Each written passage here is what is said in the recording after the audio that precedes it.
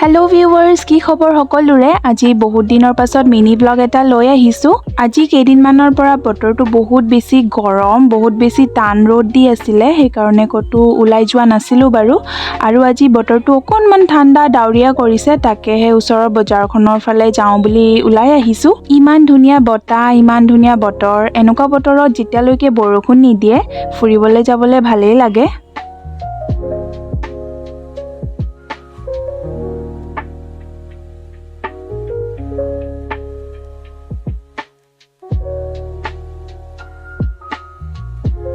আৰু এয়া দেখিছেনে ইমান ধুনীয়া বগেনভেলিয়া জোপা এইকেইদিন বতাহ বৰষুণে একেবাৰে হাওলাই পেলাইছে আৰু লগতে এই জোপা নাহৰ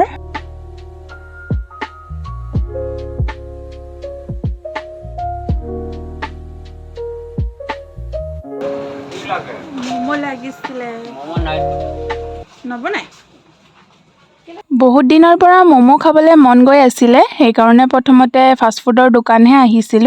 কিন্তু ইয়াত আকৌ বোলে বনোৱাই নাই তাৰ পাছত আহিলো ফলমূলৰ দোকানলৈ ইয়াৰ পৰা লৈলো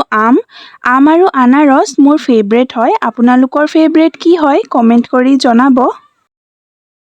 তাৰ পাছত আহিলো সবজি বজাৰলৈ শাক সবজি কেইটামানো লোৱা হ'ল আৰু মই এইখন ঠেলাৰ পৰা খালো আলু চপ ইয়াৰ আলু চপ মোৰ বহুত বেছি ভাল লাগে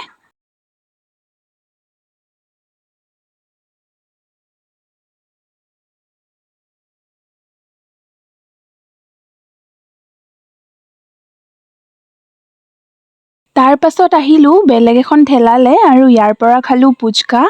আৰু এতিয়া ঘৰলৈ গৈ আছো আৰু দুদিনৰ আগত বহুত বেয়াকে ধুমুহা বতাহ আহিছিল বহুত কেইজোপাই গছ ভাগি পৰিছিল আৰু এইফালে এইজোপাও ভাগি পৰিলে ৰেলৱে ট্ৰেকতে দুদিনমানলৈ কাৰেণ্টে অহা নাছিল বাকি আজিলৈ ইমানেই ভিডিঅ'টো লাইক কমেন্ট শ্বেয়াৰ আৰু সাবস্ক্ৰাইব কৰিব এণ্ড থ্যাঙ্কস ফৰ ওয়াচিং